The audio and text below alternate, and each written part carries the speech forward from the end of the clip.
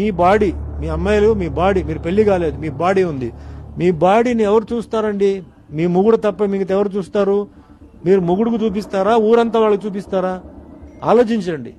Your virginity is only for your husband, not for everybody. అది మైండ్లో పెట్టుకొని ఎలా డ్రెస్ చేయాలి, గుడికి వచ్చినప్పుడు ఎలా డ్రెస్ చేయాలి, గుడికి వచ్చినప్పుడు జీన్స్ టీ-షర్టా అమ్మాయిలు, అక్కడ చూరిదారు వేసుకొని రాకూడదా? సో డ్రెస్సింగ్ సెన్స్, బయటికి వెళ్ళినప్పుడు ఎట్లా, పెళ్లికి వెళ్ళినప్పుడు ఎలా, మీరు పబ్ క్లబ్కి వెళ్తారు అప్పుడు ఎలా, ఇంట్లో ఉన్నప్పుడు ఎలా, తల్లిదండ్రుల ముందు ఎలా, మీ ఇష్టం. అది మీకు ఉంటే మీరు చెయ్యండి, మీరు చేయకపోతే ఇదే సేమ్ ఇలాగ జరుగుతూనే ఉంటుంది. ఎవరిని నేను బ్లేమ్ చేయను. మగవాళ్ళు ఉన్నారంటే మీరు అట్రాక్ట్ చేస్తున్నారు, డిస్ట్రాక్ట్ చేసి మీరు అట్రాక్ట్ చేస్తున్నారంటే వాళ్ళు చేస్తారు. మరి ఏజ్ అలాగే ఉంది.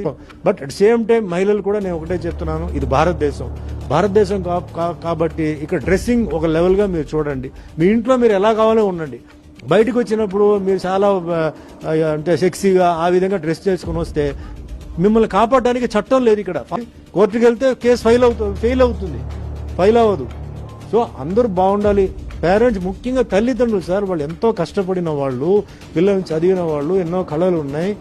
ఫలానా వాళ్ళు ఫ్యామిలీ వాళ్ళ పిల్లలు ఇలా రోడ్డు మీద ఇలా చేస్తున్నారు, లేకపోతే ఇలా ఉన్నారంటే వాళ్ళకి ఎంత బాధ ఉంటుంది. ఆ బాధ వీళ్ళకి తెలియదు. వీళ్ళకి పిల్లలు పుడతారు, రేపు వీళ్ళు పిల్లలు పుట్టి అది చేసేటప్పుడు అప్పుడు తెలుస్తుంది. అప్పుడు మా తల్లిదండ్రులు కూడా ఎలా బాధపడి ఉంటారు అని అప్పుడు తెలుస్తుంది.